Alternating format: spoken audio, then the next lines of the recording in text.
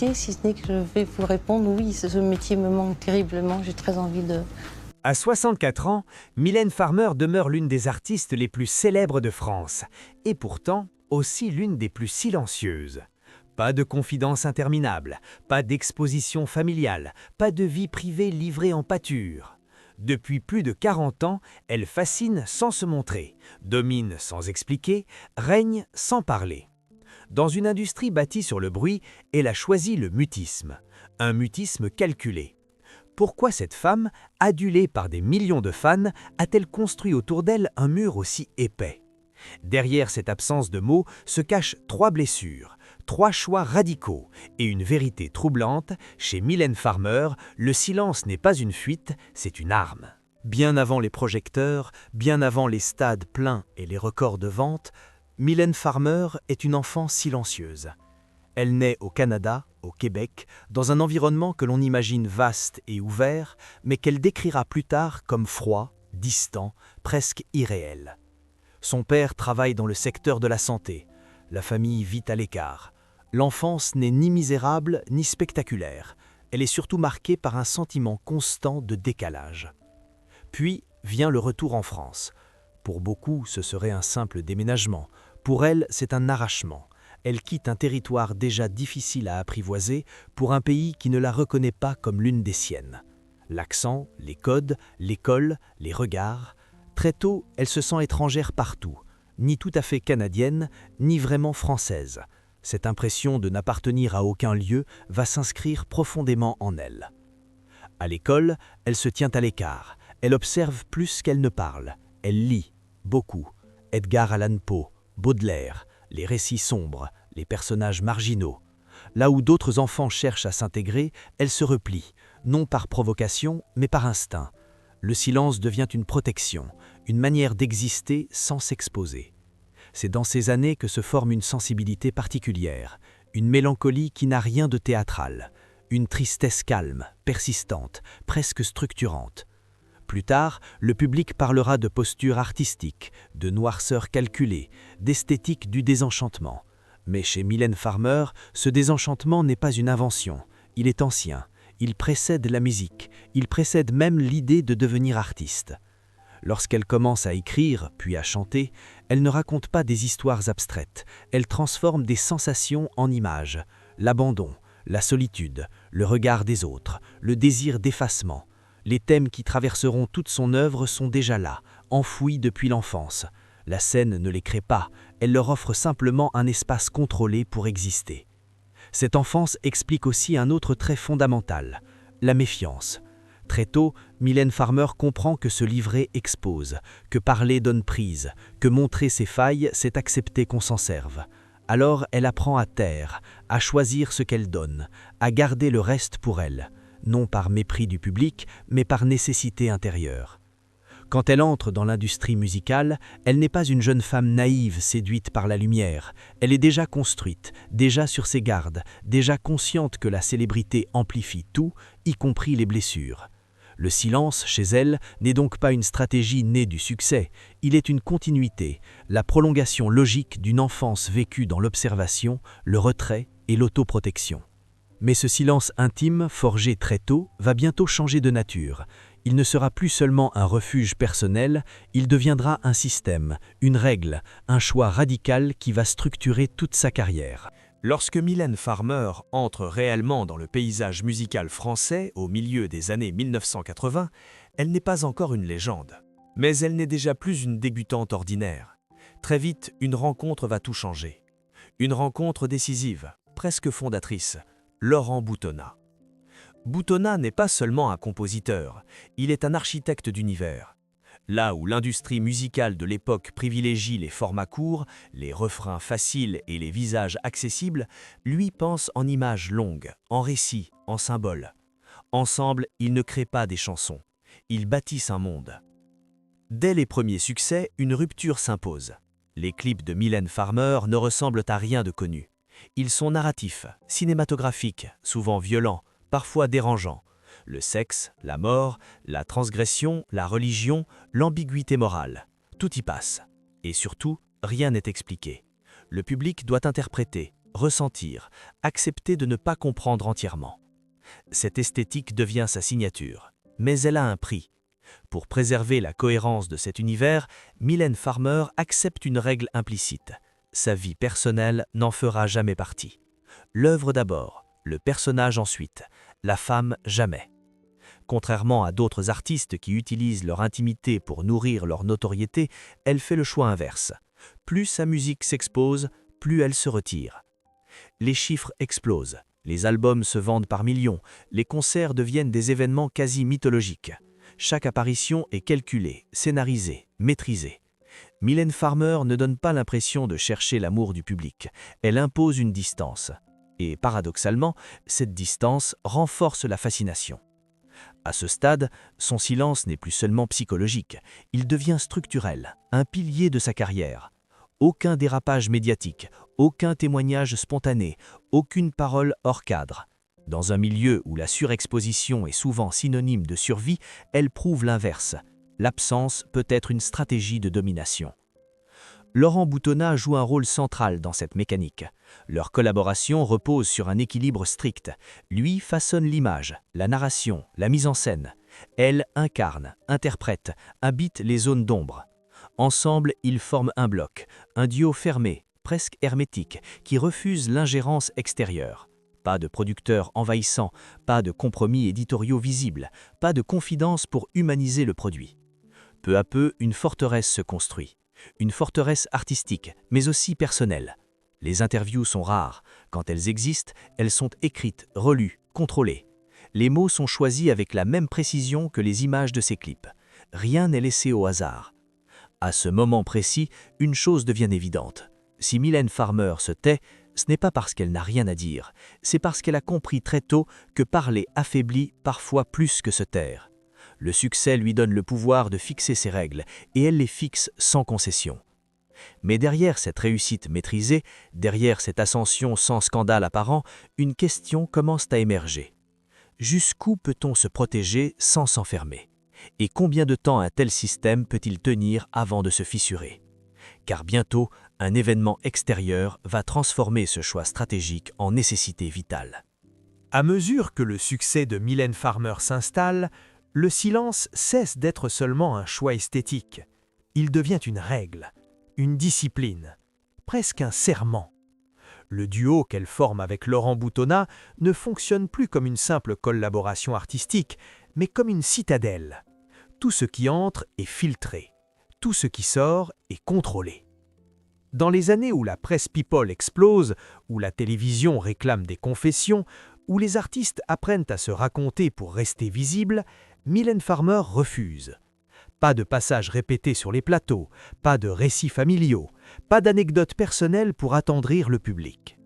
Ce refus intrigue, agace parfois, mais il impose une frontière claire. Il n'y aura pas de négociation.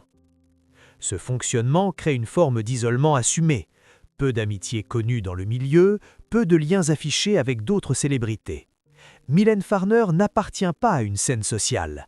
Elle évolue dans un espace parallèle, presque abstrait, où seul compte l'œuvre et sa représentation.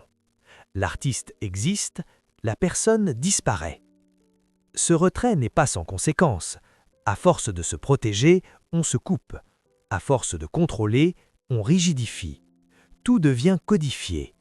Les interviews, lorsqu'elles ont lieu, sont millimétrées. Les réponses sont réfléchies, parfois froides. Aucun débordement, aucune spontanéité apparente.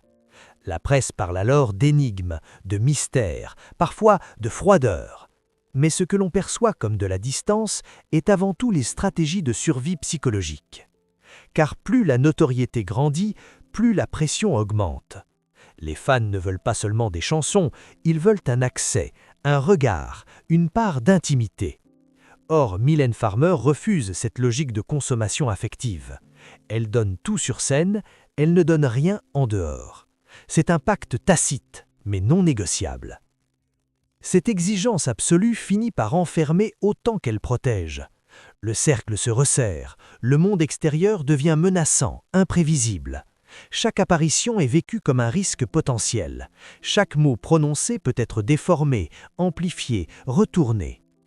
Le silence devient alors moins un luxe qu'un rempart.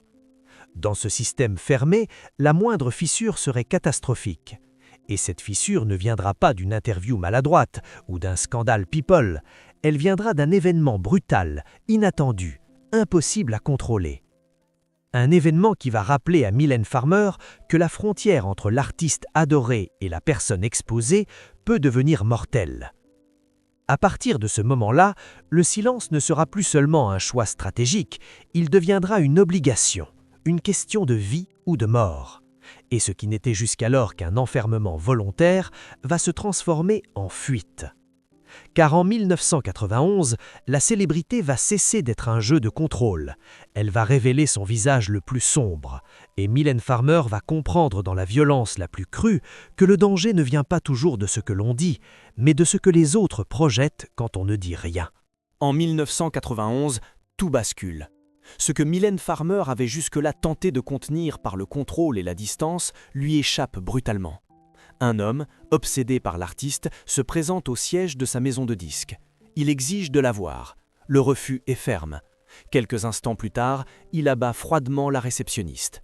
Une femme innocente, une victime collatérale de la célébrité. Le choc est immense, pour l'industrie musicale, pour les médias, mais surtout pour Mylène Farmer. Pour la première fois, la frontière entre l'artiste et la violence réelle s'effondre. Ce n'est plus une métaphore, ce n'est plus une image de clip. C'est la mort, tangible, absurde, irréversible. Et cette mort porte une signature insupportable. Elle est liée à son nom. La réaction de Mylène Farmer est immédiate et radicale. Pas de conférence de presse, pas de déclaration officielle, pas de tentative d'explication. Elle disparaît, littéralement.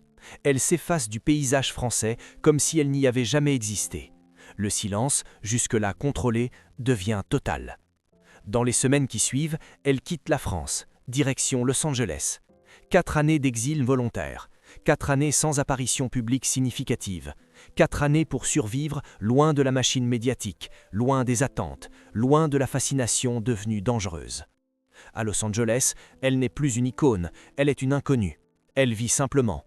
Elle marche dans la rue sans être reconnue. Elle retrouve un anonymat qu'elle n'avait plus connu depuis l'adolescence. Ce retrait n'est pas un caprice de star traumatisée, c'est une mesure de survie, un réflexe vital.